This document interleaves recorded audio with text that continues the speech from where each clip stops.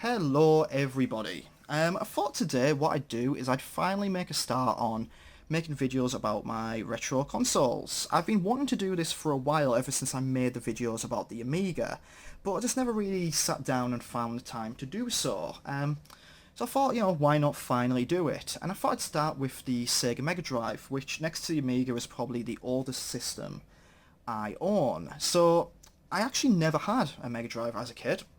I played Mega Drive around friends' houses, and I grew to really, really love the system and what it offered. In particular, I loved Sonic the Hedgehog. As a kid growing up, I had a lot of Sonic merch, and I always did want Sega systems, but kind of by the time I kind of became aware I wanted a Sega system, it was just when they were releasing the Saturn and the PlayStation was coming out over here, and we kind of opted for a PlayStation over a Saturn.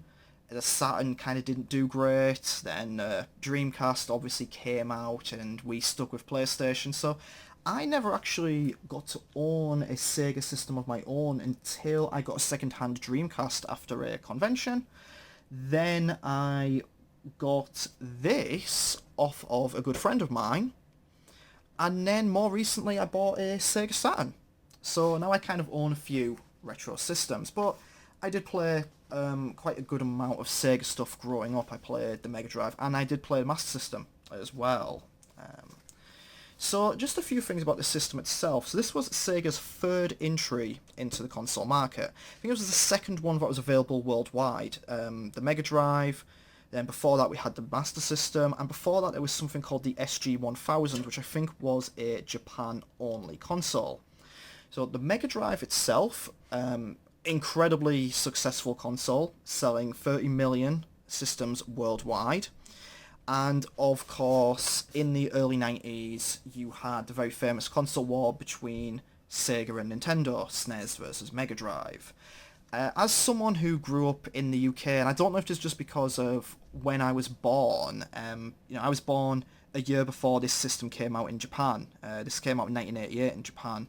It came out in 1990 in the UK.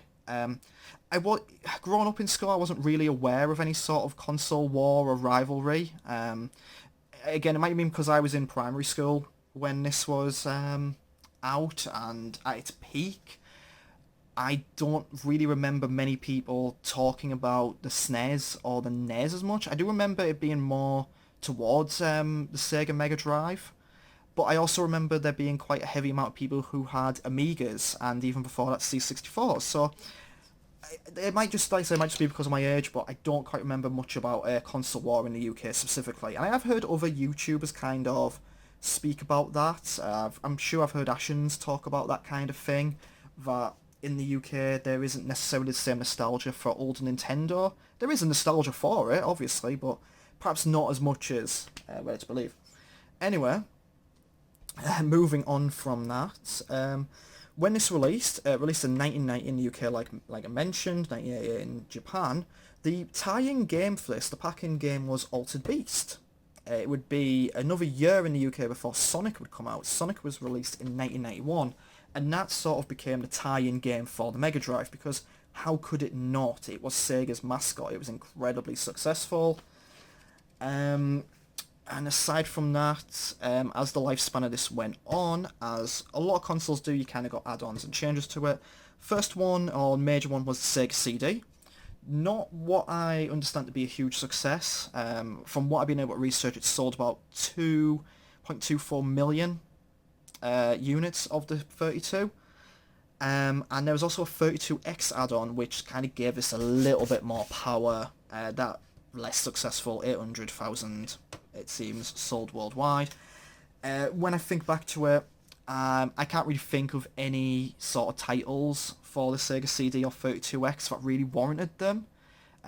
Some feel free to point them out, but it's never really been something I've delved into. I know the 32 was kind of, not the 32, the CD was sort of the start of FMV games, quite strange, sort of, they were full motion pictures, they were actual actors, and things like Night Trap, which was incredibly infamous because Night Trap and games like that and Mortal Kombat sort of started a bit more of a moral panic about video games, and partly the reason we have ratings on them. and you know the legacy endures to this day, and we have seen Night Trap re-release. It's not a game I've played, nor do I really think I ever will. So my personal history with this, friends had it. I grew up playing Sonic around their houses. Grew up playing Sonic, Mortal Kombat, a weird platformer called Green Dog. I remember playing Streets of Rage and Golden Axe. Let's just, let's take a look at the console itself. So, front of the console, 2 controller ports there. That would be something that you'd see in Saturn, and then I think the Dreamcast, if I can look at the Dreamcast, it has 4 ports. Power, reset buttons, the hole for your cartridge. I apologise for how dusty this system looks. It hasn't been. I do need to give it a bit of a clean, a bit of love. There's your AV out there and your power out here. So the AV out is sort of Sega's 9-pin sort of cable. They apparently would have different designs on this. This actually looks very remarkably similar to what the Saturn has, but it is not the same. And we'll just have a quick look at the controller. So there are 2 controllers that I own for the Mega Drive, and I'll talk about the visuals of the Mega Drive because I'm sure maybe some of you were looking at that and going, that's not the Mega Drive I remembered. It's not the one I remembered either. So here's the first sort of controller. The Mega Drive controller, actually one of my favourite controllers of all time. I just think it's a really nice controller. It sits really nicely in the hand. It's got a nice sort of size to it. The D-pad feels lovely. Buttons, nice and responsive, very easy to get to, easy to remember. I can't really complain about it. And what I like about it as well, this sort of 9-pin plug there, is compatible with Amiga systems. So I can use this on my Amiga, which I do. So the other variation of controller I've got is a controller that is a little bit smaller. It's a little bit smaller, and it's got 6 buttons on it. Same really nice D-pad there. Lovely responsive buttons there. And this sort of controller was apparently quite useful for fighting games, things like Street Fighter, Mortal Kombat. I wouldn't necessarily know myself because I'm rubbish at fighting games, so it doesn't matter if it's 3 buttons or 6 buttons, I will be useless. But you see the start button is in the middle there, you've got the buttons are a little bit smaller, the controls a little bit smaller. Still fits quite nicely. I've got to look at the back, but you see the way it's sort of ridged there, it kind of allows you to get a nice grip of the controller. I do remember that when they were bringing out the Mega Drive Mini, which again, I'll get onto in a moment, a few people did complain that there wasn't the 6 buttons packed in with it, because it did have Street Fighter on there, which I think people would have preferred that. So, just to round up talking about the hardware itself before I show off a few games, we'll have a look at the Mega Drive Mini. So I mentioned this is actually the Mega Drive 2, which was sort of a hardware revision. I don't think there's any differences in the core hardware of it. Maybe something that is unnoticeable. Visually, it's very, very different. It's sort of, very, very, very square. The cartridge is dead set in the middle. You've got 2 buttons there. Now, I don't have an original version Mega Drive, but I do have the Mega Drive Mini, which they released just the other year back, which is a lovely piece of kit that I'd really recommend to anyone wanting to dip their toes into retro gamingness. Obviously you can emulate or you can get the older systems yourself. I love these mini consoles because even though I know about emulation and such, I think these are good because they have a curated list of games that I think you can dip your toes into that world a bit easier, and then you can go, oh, okay, I really liked that, I love this console, I'd like to see what else it has to offer, and then maybe move on to emulation. Or, that's just sort of me. I think I have to recognise these aren't necessarily made for the more hardcore gaming crowd. Anyway, this is the Mega Drive Mini. It's based on the original model Mega Drive with your big lovely 16-bit there. Your rounded sort of elevated section, putting the cartridge in, which you can see is quite different there. Your power button was actually a switch, your reset button was there, and you had a volume button on it for one reason or another. This of course takes USB for the controller, a HDMI out and a USB out for power. And No surprises really for the controller, but it's exactly the same as the Mega Drive pad. Why wouldn't it be? It's the 3-button variation.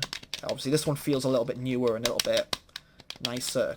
I press the buttons down on, but it's a USB cable there, which is really, really nice. And finally, just to wrap it up, we'll show off just kind of what the game cartridges look like. Now, I wish I had actually brought in one of the EA Games cartridges, because they were quite interesting to look at as well. They had like a little yellow tab on them. I'm not quite sure why. There was some sort of legal thing with EA at the time. I'm not 100% sure of the details, but I didn't really want to delve too deep into the history of such of this, because I think it's covered quite a lot and other people could probably articulate it better than me. But this is just the standard Mega Drive cartridge. It's a cartridge, and you can see where I bought this cartridge from. I bought it from Super Games World, which is a store in Middlesbrough, which is near where I'm originally from, and it's a wonderful little shop. People who run it, super friendly. I've bought quite a lot of retro games in there across a number of platforms. Go, if you're in the area, check them out, but go give them a like on Facebook or something like that. They're really, really nice people, and it's great to have stores like that that keep retro gaming alive in such a nice way. But yeah, that's obviously this is Sonic the Hedgehog, which every Mega Drive owner should own. And there's my ultimate comfort game, Sonic 2, which is a game that I can play whenever, and just, you know, I absolutely love it and adore it. And you'll see me playing it in this video. Sonic 3. And finally, the first sort of cartridge variation, Sonic and Knuckles, which was I believe this is called a lock-on cartridge, because the idea was you would flip that up, and it would contain the Sonic and Knuckles game, which is wonderful. But if you had Sonic 3, you would attach Sonic 3 to the top of it, and this would transform into Sonic 3 and Knuckles, which was both games in one. Originally both games were created as one game, but then split out due to, I think, time constraints or whatever. But this basically allows you to play through Sonic 3 and Knuckles as either of the characters, and it's all one big game, kind of the full experience. But what you could do as well with this is you could pop Sonic 2 in there. That would allow you to play Sonic 2 with Knuckles. You could play through the entire Sonic 2 game with the Knuckles character. And if you did with Sonic 1, you would be able to play Blue Sphere, which was the bonus mini-game from Sonic and Knuckles and Sonic 3. And that would just be, you know, you play that kind of endlessly. And if you locked it into any other game, it would just come up saying no way. Because, you know, why would Sonic and Knuckles have any compatibility with Home Alone or Streets of Rage? Although, you know, that would be quite amusing. So, yeah, it's possibly one of my favourite older consoles. I absolutely adore this system. And I think let's just get on with it and show off some of the games. So I think it's impossible to really talk about the Mega Drive without, of course, talking about the Sonic series, which is probably its most famous series and a series that has a huge legacy. Sonic, as many of you will know, was the product of an internal kind of competition at Sega to design and develop a brand new mascot, and it worked out extremely well for them. This series sold millions of copies, has a huge legacy, loads more Sonic titles, movies, cartoons, merchandise. I mean, I grew up, I didn't have Sega consoles as mentioned, but I had Sonic merchandise. I had the comic here in the UK, which was fantastic. Sonic was kind of made to be all the things Mario wasn't. It was fast, it had a cooler attitude to him. You can see from here it's like such a lovely designed game, very colourful, very memorable music. And we'll just move on to the second one because I wanted to kind of show the first level of each one. With the second one, you saw some improvements over the first. The introduction of the spin dash was like a huge improvement here. It had a bit more colour to it, the addition of tails. And this is just, like, it's a series that I kind of describe as my ultimate comfort series. These, you know, the first 3 to 4 Sonic games I include, and Knuckles. Sonic 2 being probably my favourite amongst them all. you know, there's not really too much to say. It's just a really well-designed game. I think all three of them are, but probably the first is probably the lowest in quality, just because 2, 3, and Knuckles took the formula and expanded upon it so much with more in-depth levels, the introduction of like special abilities, better bonus stages, and so on. But it's, you know, it had to start somewhere. So now we're moving on to the third Sonic game, which, as I mentioned before, had the and Knuckles lock-on cartridge. I'm not actually going to show Sonic and Knuckles as part of this, but I am going to talk a bit about some of the improvements here. With Sonic 3, they had the introduction of like a kind of save system and multiple save slots. Sonic 3 takes place immediately after Sonic 2, which is why he's on here. You had this shows a transformation to Super Sonic quite early on. The kind of premise with Sonic 3 was, you know, it was very similar to what Sonic 2 was. Robotnik was out to do whatever evil stuff he was. Introduced this character of Knuckles, which was kind of an antagonist towards Sonic throughout most of the game. But the idea of Knuckles is that he was being tricked by Robotnik into believing Sonic was after the Chaos Emeralds. Knuckles was kind of like an echidna who was the guardian of, I can't fully remember the name, it was like a floating island or something, simple like that. So Sonic 3, sorry, introduced more new mechanics. Introduced like a double jump mechanic, which you just saw me use there. It had the blue sphere bonus stage, which is probably one of my favourite bonus stages in the Sonic game. You could control Tails in this one. You could actually play as multiple characters. If you had the lock-on cartridge, you could play as Knuckles. But just on this, you could play as Sonic or Tails, and the levels could pan out a little bit differently depending on. And also, you kind of had mid-stage boss fights and boss fights after the end of every level in this one, which you can see here. And you kind of see, after that boss fight, the environment changed somewhat. So this took what you would see in Sonic 1 and 2, and again expanded upon it a lot more. With Sonic 3, you also saw the introduction of some additional kind of power-ups. In Sonic 1 and 2, you kind of had the bubble. With this, you can see the lightning shield, there was a fire shield, and these would affect the game differently. The lightning shield would attract rings. The fire shield would allow you to do sort of dive forward to get through certain terrain. There was a water shield, which would allow you a bit of extra bounce and to breathe underwater. And yeah, like I say, it just kind of took everything Sonic 1 and 2 had done and expanded and improved upon it. And with the addition of and Knuckles, you kind of had what many would probably consider to be the ultimate Sonic game. Certainly the ultimate 2D one, probably until Mania came along. But there you go, just a quick look at the Sonic titles, and then we'll move on to something new. So the next game I wanted to take a look at was the first in the Columns series of games, a sort of puzzle game in the vein of Puyo Puyo and Dr. Mario, or I suppose still sticking with Sega, Dr. Robotnik's Mean Bean Machine. The idea here was you had 3 gems that you could drop down into an area, you had to line up the same coloured gems in a vertical, horizontal or diagonal pattern. That would remove the gems, and you could do this to create combos, and it was, you know, very similar to Tetris in that you could, you know, you built up combos, you could try to go as long as you could, score as many points as you could, and it's just a really lovely puzzle game. And I think it stands out because, you know, we talk about games being for a particular audience or a younger audience, especially in the early 90s. This is one of those games that was for anyone. Anyone could really enjoy this.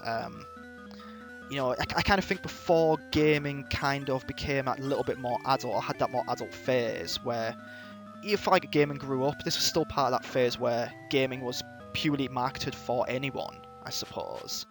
But it's a really lovely puzzle game. There's not too much to say about it, just that it's very, very good. And as you can probably see by the images, I'm not very good at it. But yeah, it's got a really lovely visual style to it. It's got your 2-player element, so anyone, your friends could join in and play. Your family could join in and play, which was, I think, a big strength of this. It was one of those family-friendly and family-favourite games. Any friend I had who had a Mega Drive, it was the sort of game that their parents would enjoy playing with them, and I think that's a great strength of a console. But yeah, there's not really too much to say here. Great visuals, great gameplay, great music as well. Vaguely sinister music, I always kind of think. Drives a lot of anxiety and panic in you. But it's it's a fantastic game, and one, if you have a Mega Drive, I would 100% recommend playing. So the next game I wanted to take a look at, and this is probably because I'm a bit of an Amiga fan, but I feel I have to comment on this one. The Sensible Soccer International Edition on the Mega Drive. It's a really old school football game, and it's still considered a firm favourite for kind of retro gaming fans, still kind of considered very highly by football fans. It's a great little football game. It's perhaps not the most realistic compared to the others, but it's very pick up and play, very easy to get into. If you've got friends who aren't necessarily big on video games, I've got two friends. One of them absolutely loves their FIFA and Pro Evo games. The other one doesn't really like football games at all, doesn't really like football. I had them up and we just played Sensible Soccer all weekend and had a lot of fun, and it was quite even as to who would win. It's great fun. It's definitely one of those just pick up and play fun games to play. It's got a wealth of teams in here. Obviously, you kind of laugh when you're playing this one because this is from 92, 93. So if you were a football fan, you see a lot of old names you might not necessarily remember, or you'll think, oh yeah, I remember that player. But there's not too much to say here.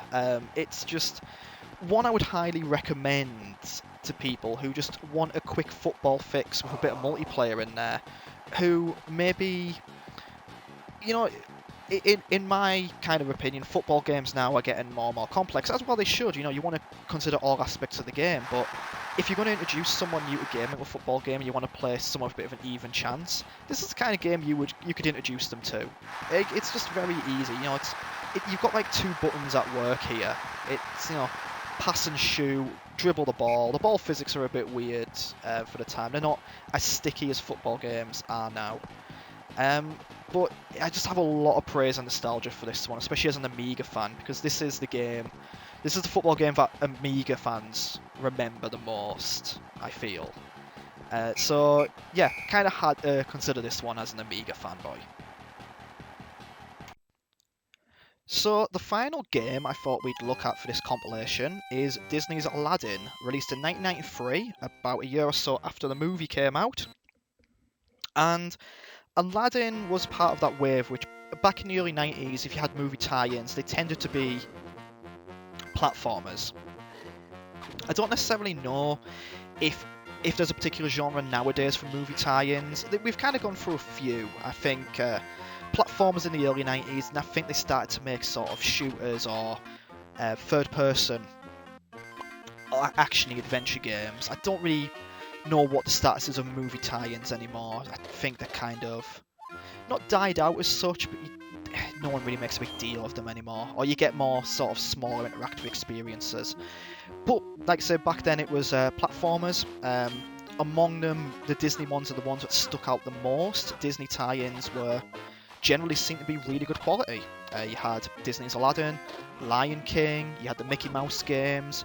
On the PlayStation, you had Hercules. There was a Toy Story game released on the Mega Drive, which was very, very good. And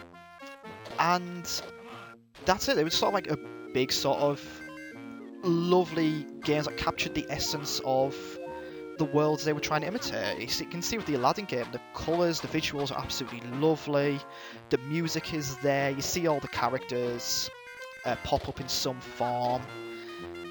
And that was it. I mean, the one kind of downside to these games, and it was sort of a bit of an of-the-time kind of deal, but also kind of intentional, is that they could be quite difficult, especially for the younger audience they were aimed at, I feel. The difficulty was kind of done on purpose. Back in the early 90s, games were probably seen to be quite expensive. I know they still are.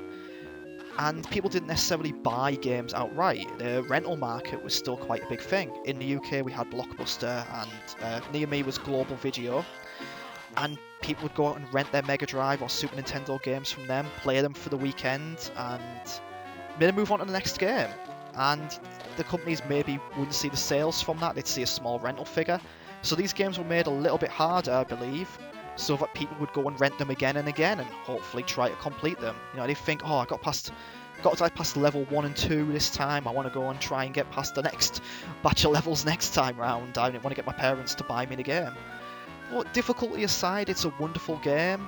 Both this and the SNES version are great games. I think it was a different developer for the SNES. I think Capcom maybe did the SNES versions of Lion King and Aladdin. I could be wrong on that.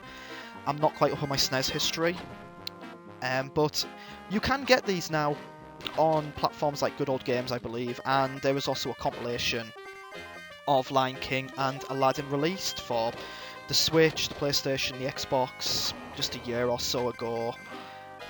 You can play through the various versions of them. There's some advanced features in there, like rewinding if you make a mistake or you get hit. There's sort of galleries showing extra stuff. There's a few little extra features in there which are really neat to see. But this is sort of where it started on the Mega Drive, so I thought I would definitely show this off because, again, this is one of those ones I think people do remember, either they saw the Lion King game. And I don't actually have the Lion King game. It's one of it's been on my list to get hold of, but just never got round to it. And so there we have it. There's your lineup of games for the Mega Drive, which, you know, as for I'd like to show that off because it's a console that, like I said, despite not owning, I have a lot of love and nostalgia for. So with that said, I hope you enjoyed this video. I hope you enjoyed this little trip through Nostalgiaville.